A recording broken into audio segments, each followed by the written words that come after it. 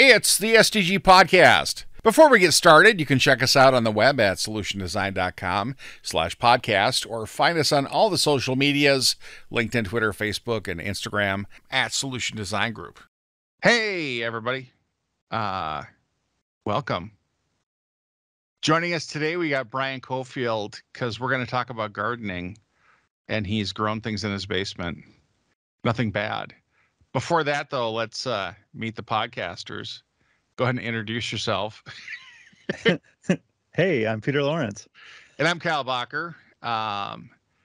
And I don't have a garden, but I'm interested in doing some gardening. So today we're going to talk about gardening.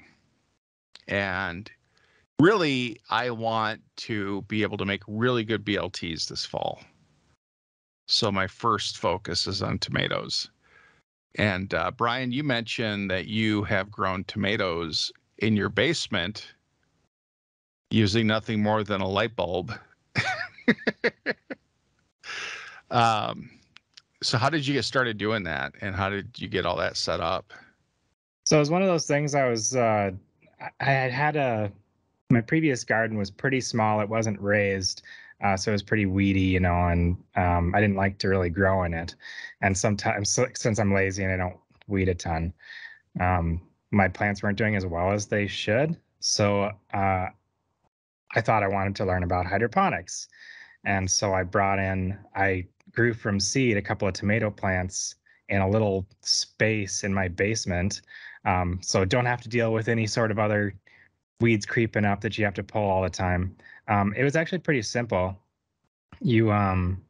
There's a number of ways you could do it, I guess, but the most important part is you got to have lights, obviously. What do you want to know? And not just lamps, not just living room lamps or anything like that, right? You gotta get a grow bulb or a grow light, right? Yeah. So at the time I was doing it was probably like 6-7 years ago. The LED grow lights were still pretty spendy. Yeah.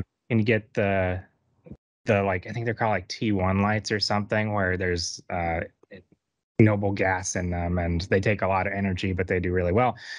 But what was readily available at the time were those mercury bulbs that have they're like curly, and they fit into a regular socket. And the daylight ones put off a certain spectrum, and the blue ones, and then the yellow ones put off another kind of spectrum. So depending on the stage in the plant's life cycle, you swap out various bulbs. When it's growing really fast, you want like the daylight to get a lot of the stuff that it needs to just grow leaves. And then when you want to encourage fruiting, then you kind of switch over to those like old incandescent color, but it's still the curly mercury bulbs. Still CFLs. Yeah, that along with the kind of fertilizer you feed it will induce or encourage the fruiting, flowering. And you did this with hydroponics, so that's some kind of fluid.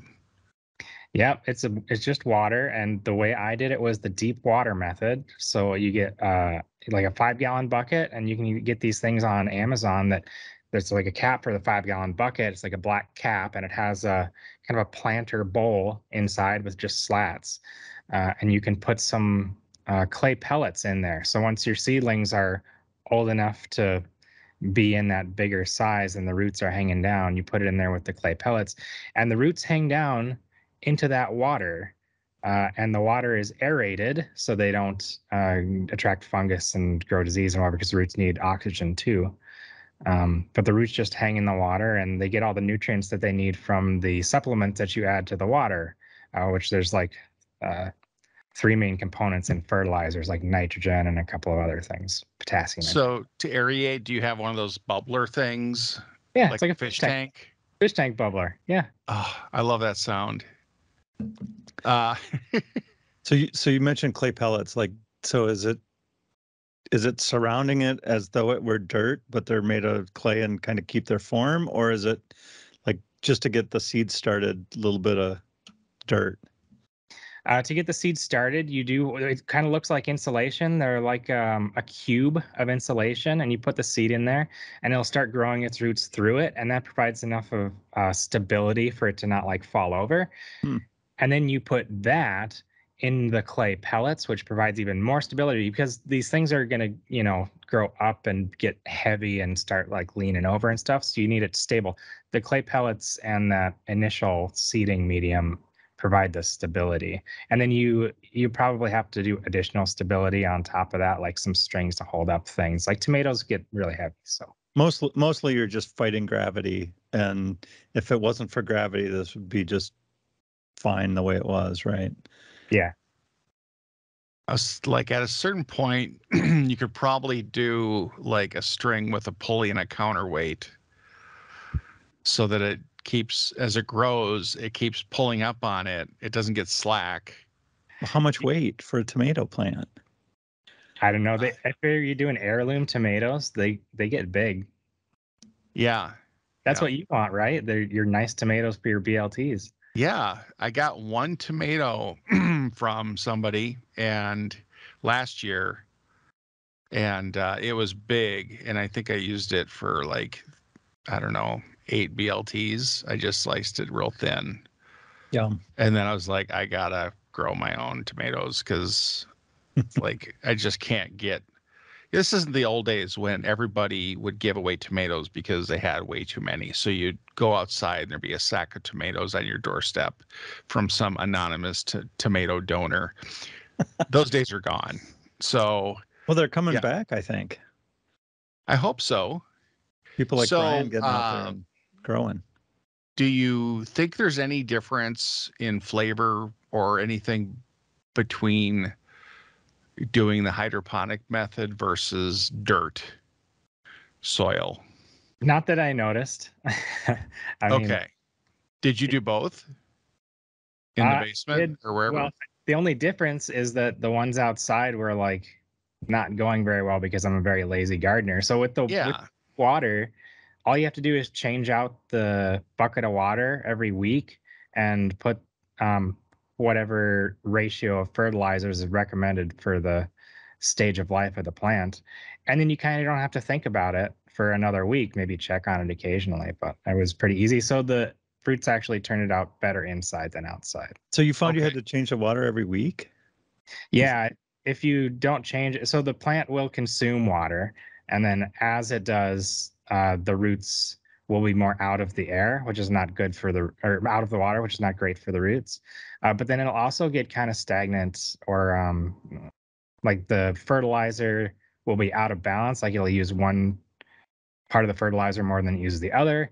So it's Sure. just good practice to like change it out every week to make sure you're got the right food in it for the plant. Yeah, cool.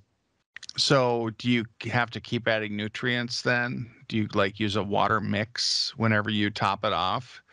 Or do you actually change out all the water? Actually change it out. Yep. I just have an empty 5-gallon bucket next to it, pull the plant and the roots out, set it in there for a little bit, dump out the old water, put in new water plus fertilizers, and then put the roots and plant back in the bucket.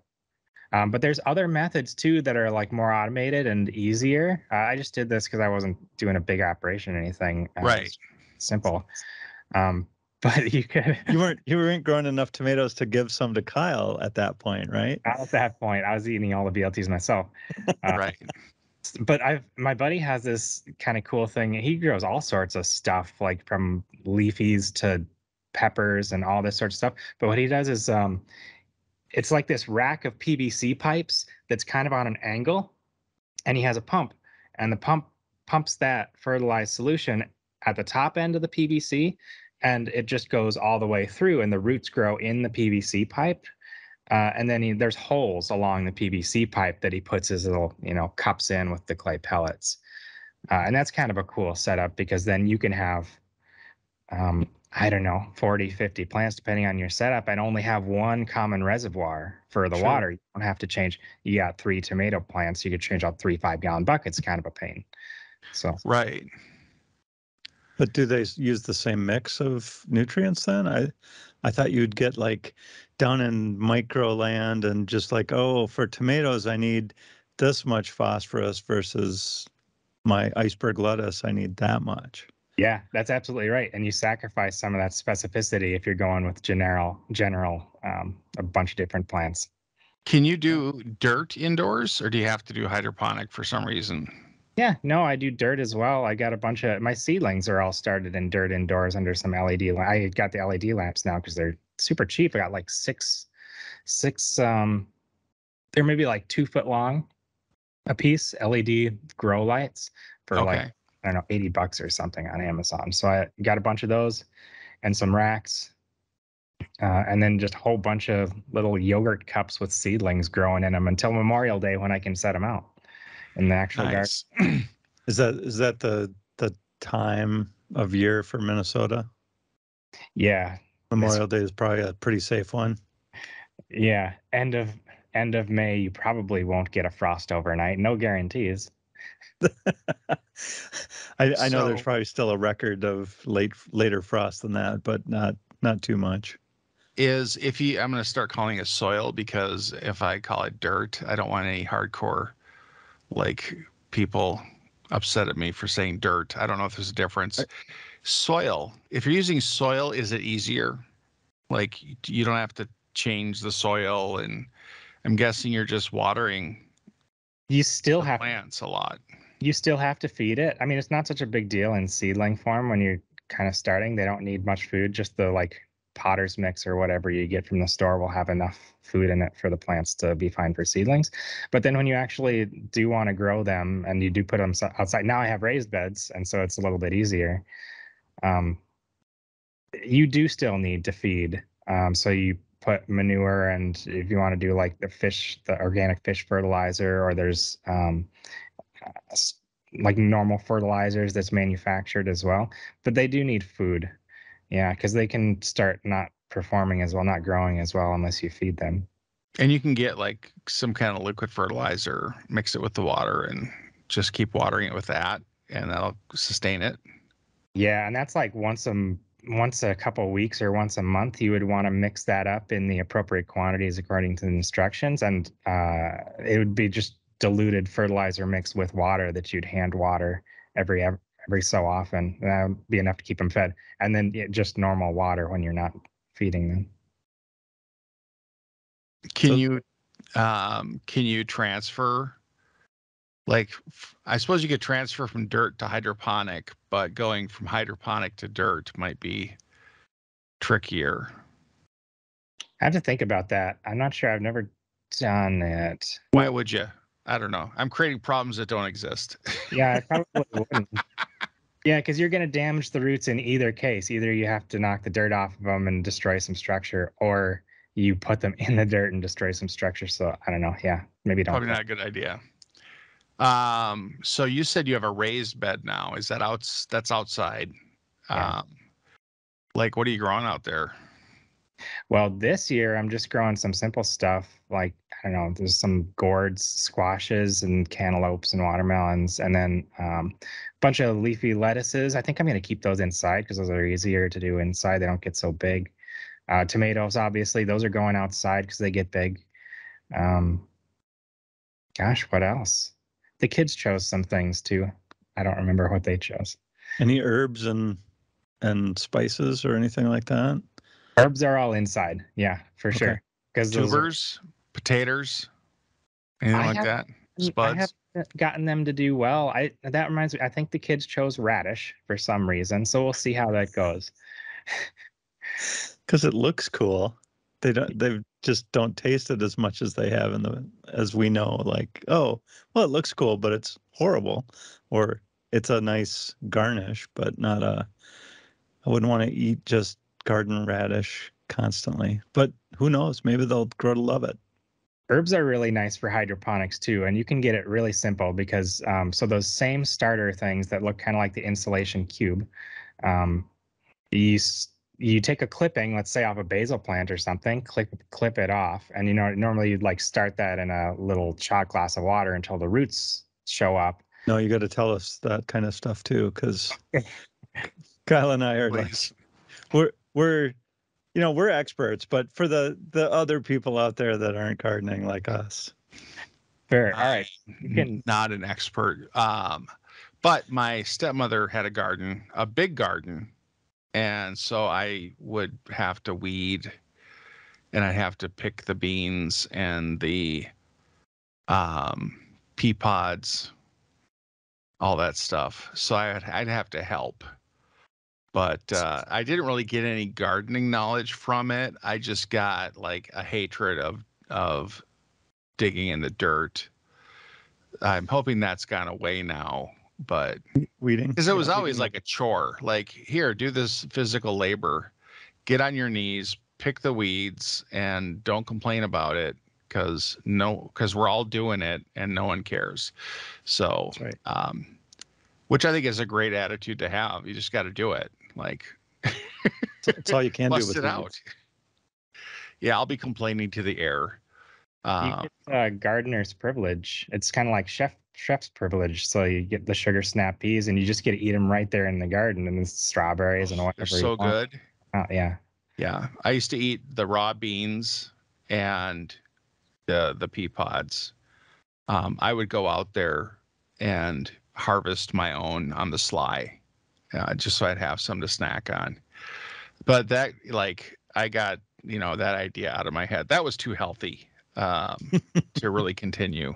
So, no, All I'm right. interested. I want to go back to rooting basil. Yeah.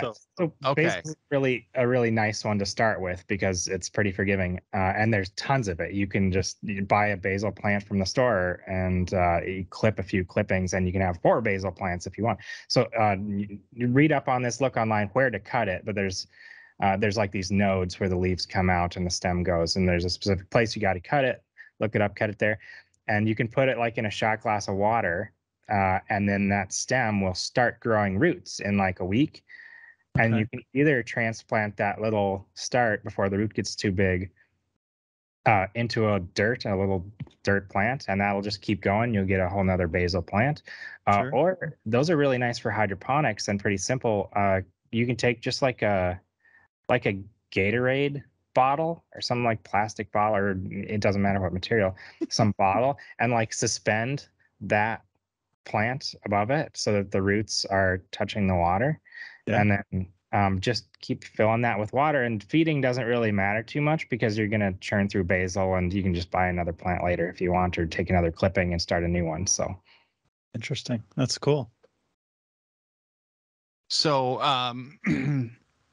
did you hook up any Raspberry Pi devices to like monitor the water level or the pH or whatever you can do with it? I know you did that with your beer brewing, so I'm like, how far did he go with this? Yeah. There's some things that you might want to monitor. pH is one of them for the water. Humidity of the air, because for tomatoes, they care about that sometimes. So they might get a dehumidifier and a humidifier and put that in your tent or whatever you're growing it in, and hook that up to a Pi and turn on or off. Okay.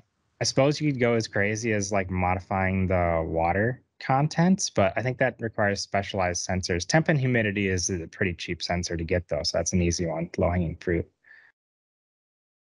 Yeah, I wonder if you could do some kind of like method where it just constantly like has a stream of fresh water and fertilizer mix going into the buckets, and then there's a steady stream like draining water from the buckets, so you get those equalized, and then you never have to go and empty it out and put it back in. It just takes care of itself. I'm trying to not have to do anything.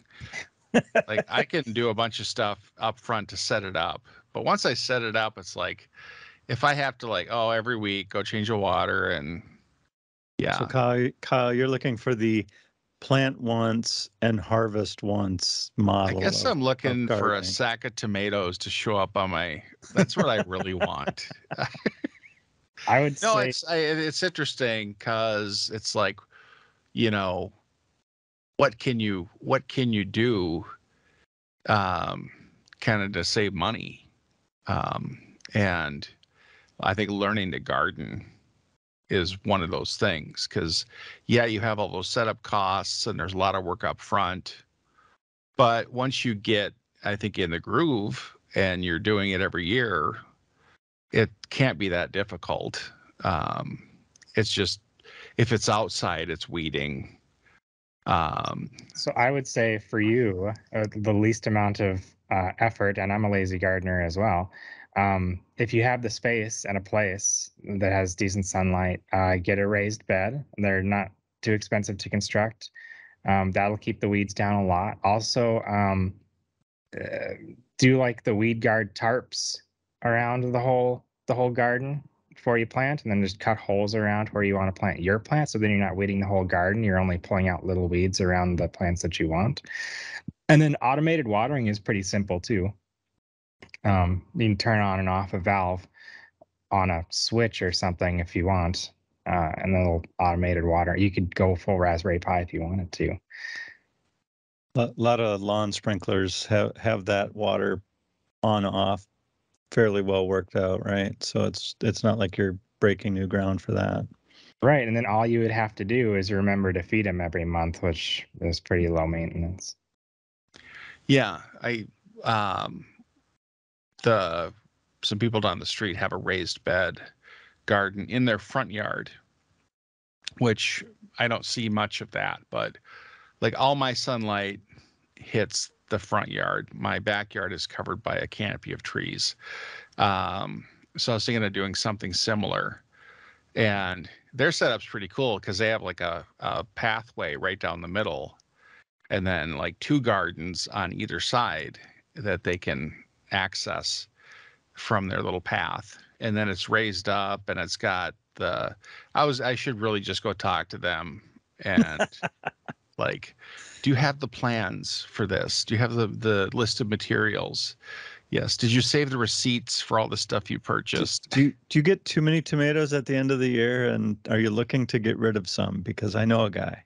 How much to just come and build this for me? Or can I just have this? And how hard is it to move? Yeah, they seem to do pretty well. And I think that I could do that same thing out front. And I think it looks fine. I don't think it really would, like upset the city or anything like that. But no, and we've got more than a handful of neighbors in my neighborhood that have gone that route, either with, raised beds that are, 4x8 or something like that. A neighbor across the street has gone big. He cut down a bunch of trees, cut down a bunch of hedges and stuff so that he'd have a space. And now I think he's got 40-foot by 10 or 15-foot garden now with a fence around it for the squirrels and bunnies that come in, well, and deer too in the neighborhood always like to feast on things like hostas and stuff. That's the other thing you might want to consider, some netting around it or fencing, because those critters really like it. Rabbits and squirrels and deer, they love all that stuff, especially when they're fruiting.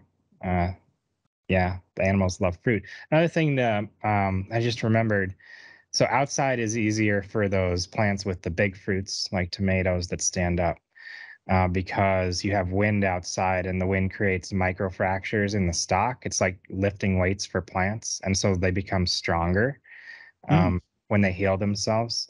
It's like breaking down their muscle and rebuilding it bigger. But if you're trying to do those larger fruiting plants inside, they don't have the natural wind, so you should consider putting a fan on in there so that they can strengthen up, so that they're not just going to break off their branches under the weight of their own fruit. Interesting. That's something you don't normally consider. Like, oh yeah, we need some wind for the tomatoes to be toughen up.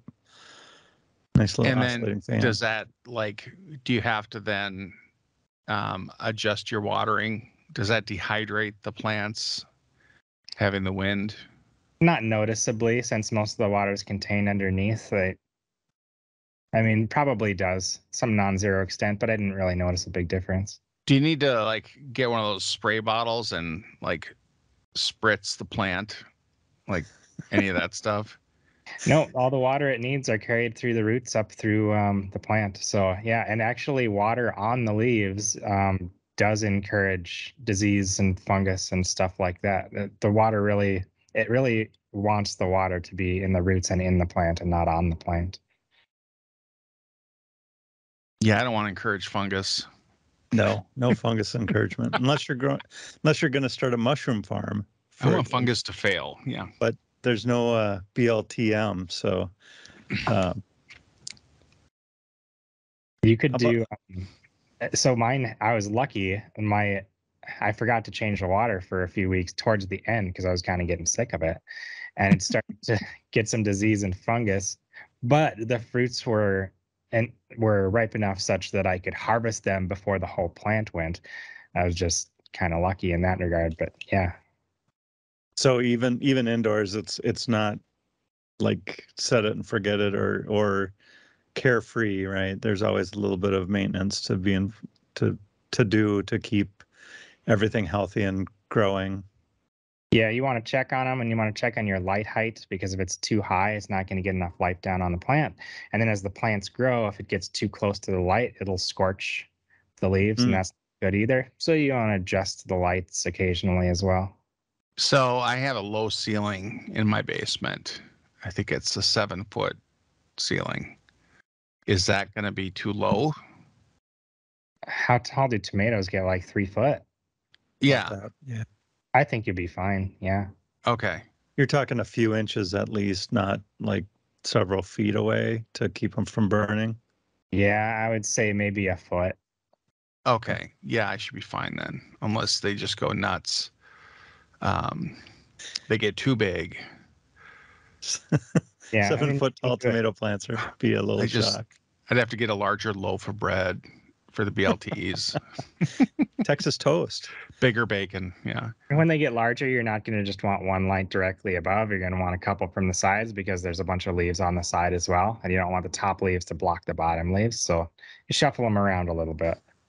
So is this a weekly thing where you're doing stuff every week? I would check on them a couple times a week for the indoor variety. And then, the work is actually like once a week.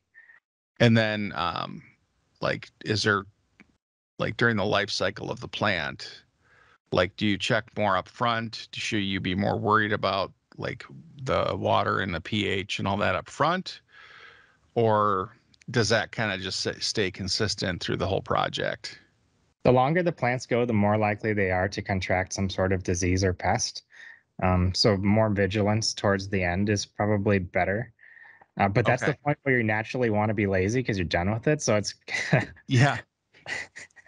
But yeah. And then they're not perennials, right? I mean, they're not gonna. Yeah, you got to do it every year. Yeah, you can take the seeds and dry them out and plant them again next year, or just roll them right into new cups, because if you're doing it inside, it doesn't matter what kind of year, time of the year it is. There you go. How about I suppose. Anybody do corn hydroponically? No, seriously. Is it just, it's not a thing? It's too hard? I have no idea about that. I've never tried. They get tall, so that's why I didn't do it. Okay. I think there's enough corn happening already. Fields of corn everywhere. You get enough sweet corn on the side of the road? No, I was thinking sweet corn for eating, not for field corn for animals. That's the next stage of the farming, the indoor farming. Get the animals. Well, I know in St. Louis Park you can have chickens. You can have laying hens and make your own eggs. That's another. I'm guessing those are hydroponic chickens. That's another great source of nutrients for your garden is chicken manure. Gonna have a whole ecosystem. So is this expensive to do? Is it worth it? Name your price. I mean, you want to go full crazy setup, it's going to be a little bit of money. But if you want to put some stuff in dirt and put it out in a raised garden bed, the raised garden bed will probably be the most you're going to spend. But once you have it, you kind of have it, and then just make sure it's healthy. And then at harvest time, when you are gathering it all up, like, what do you do with all of it? You're not going to just eat it all at once, and stuff's going to go bad. So do you can it? Are you doing any of that kind of stuff to preserve it?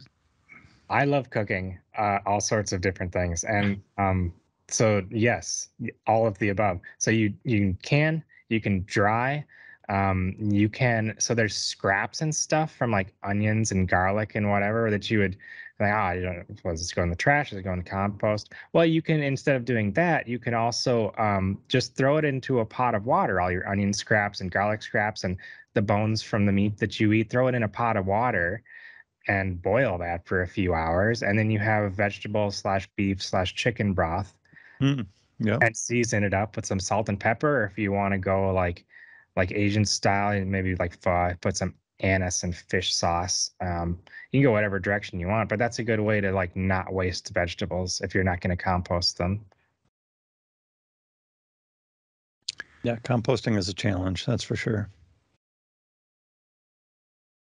I don't know if I'm ready for all this.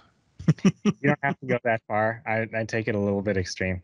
I need to find people that are growing tomatoes and forge good relationships.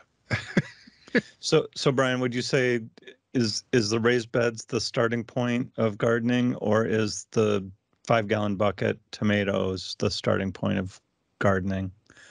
If you want to If get out dirt cheap, entry level, just put it in the dirt and make sure you're feeding the dirt. But yeah, that's going to be more work. The weeding. Yeah, if you're really interested in it, raised beds would be a good start. Hydroponics is something of an like I don't know. It's really interesting to do and learn about, but unless you're just doing like herbs and stuff, I probably wouldn't start out there.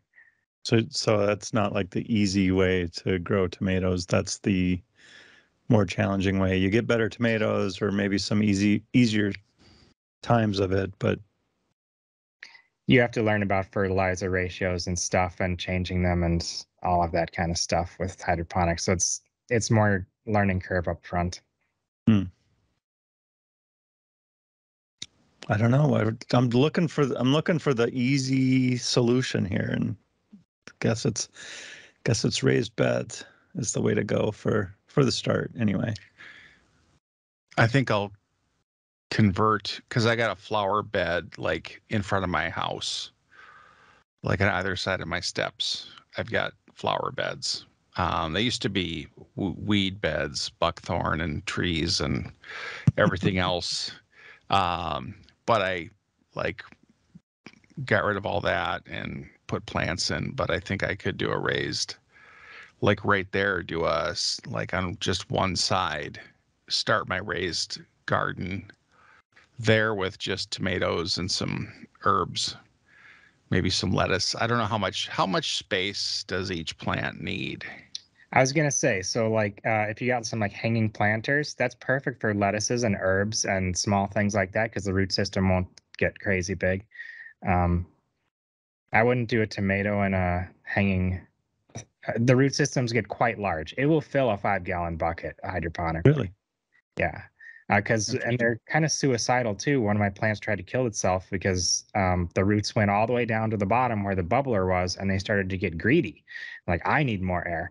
And it ended up clogging the bubbler, which started, killing the plant. Right. So, I mean, all that to say is the root systems are large on some of these plants. But in a hanging basket, yeah, tons of, I don't know, herbs and lettuces and kales. Sure. Can you do There's no iceberg bacon lettuce? lettuce. Iceberg lettuce, like a regular head of lettuce? I've never tried that. I don't know how big the root system gets. Maybe. Because I have like, I'm against leaf lettuce as a rule. Like, what's this on my hamburger? This one leaf of wilted lettuce. Why? I want a pile of iceberg lettuce. I want crunchy. Send all your email to. Maybe put that in the raised bed too. I didn't realize that yeah. tomato root systems got so dramatic. I don't know that I've like gone very far with it, but yeah, it's weird. You don't even realize it because, I mean, it's all under the dirt and you can't see it. Right. So I could do a raised bed, but I wouldn't need to fill it all with soil. I could do like pots within that raised bed. You could. Just to, yeah. So that's a good point too. And if you do a raised bed, you may not want to fill it all with soil anyway, because soil costs more for one, and you don't need that much soil. The roots aren't going to typically go down more than, I don't know, 3 feet, 2 feet, something like that. I forget what it is. But so what you can do is you can put like mulch, shredded up wood chips in the bottom of the raised bed as filler, and then put good planting dirt on top of that, a good amount of good planting dirt.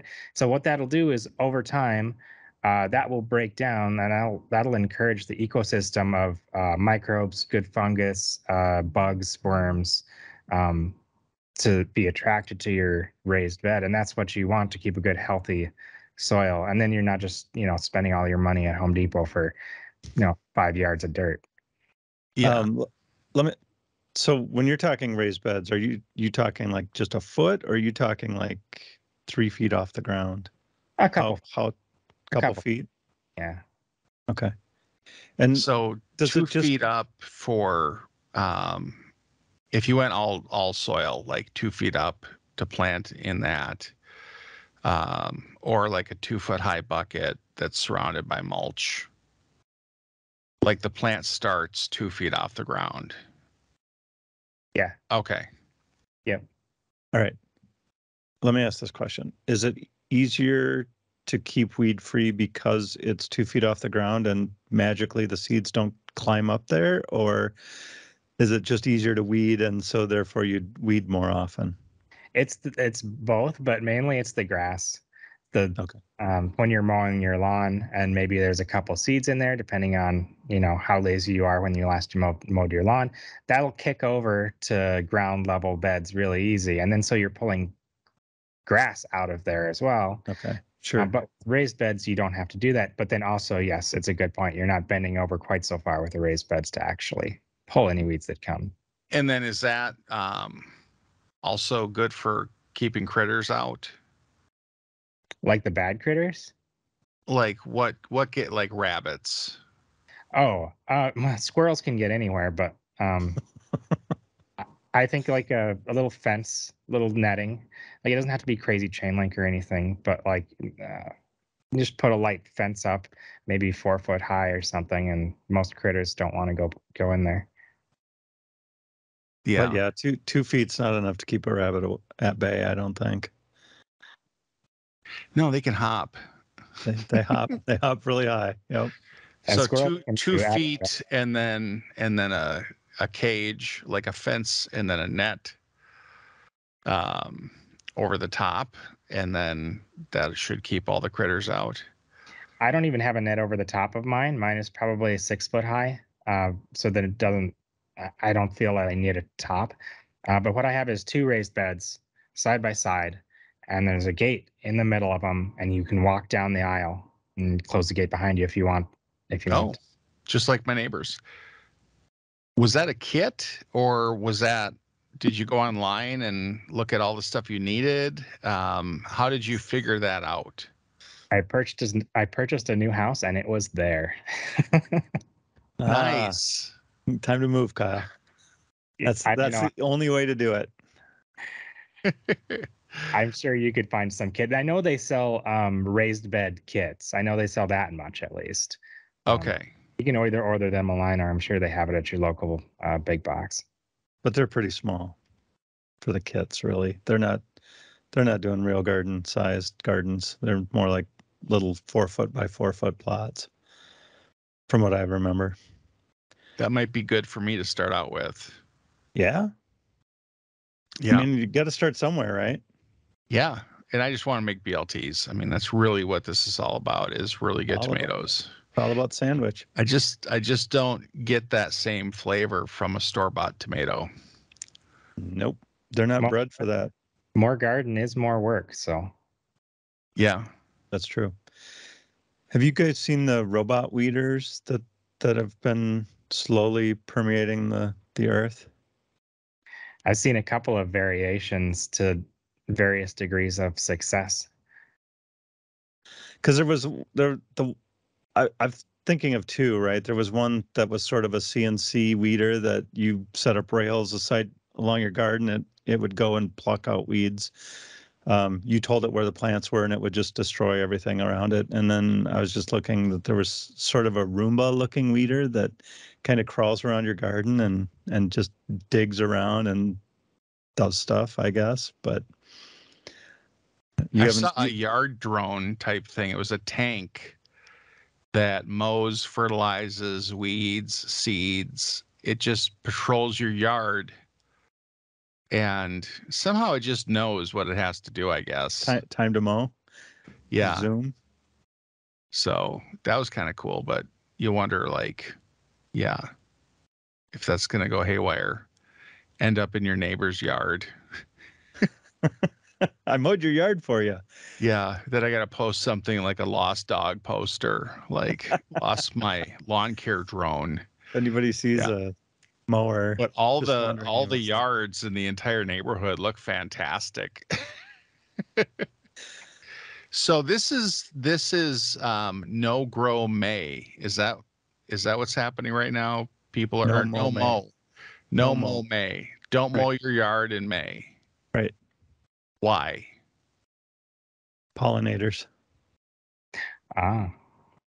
So basically what you're trying to do is let the insects that are pollinators sort of get a better start than they would have normally otherwise. If you're going to go out and, do insecticides or, mow down the grass, that kind of cuts down on their ability to get around and stuff, I guess. So just helping out the pollinators is what the theory is. I'm not sure that I'm going to make the end of May with my no mow May, but I have made it to the 20th so far. Yeah, my yard guy hasn't gotten back to me. So inadvertently, I'll probably have a no mow May, but right. Yeah, I might just wait till the city complains when it's like 3 feet high, when it's gone to seed. Yeah, I haven't actually determined what that time limit is to know whether that's a good practice or not. Like, if you get under the warning before they mow it for you, it's probably okay. But I think more people are doing like natural yards where they don't do grass. They just let a lot of stuff grow. And they might do like a pathway through there and some landscaping so it doesn't look like it's just neglect. Yeah. But I don't know what if there's any codes or anything. Because that would be easier to maintain. If the idea is not to maintain it, I'm on board. I can do that. I can do nothing. You've got that in you. Yeah. I feel like now this weekend I'm going to be doing some pricing, looking for kits and seeing what's out there. So, yeah. And just waiting for bread. I'll go to homemade bread next. And make sure I got the iceberg lettuce. And then the bacon, I might still get that. I don't know if I'll do my own bacon. It's easy. Just do it. Yes. Try to make the ultimate BLT. We'll have to check in the fall. Yeah. Did you do it? For sure. Yeah. Yeah. Awesome. Well, thank you, Brien. I feel like I've been schooled now. I've been enlightened. Knowledged up. This was a lot of fun. Yeah. Awesome. Well, I think we'll call it. Unless you have any parting thoughts, we'll just say goodbye, everybody. Goodbye, everybody. Bye, everybody.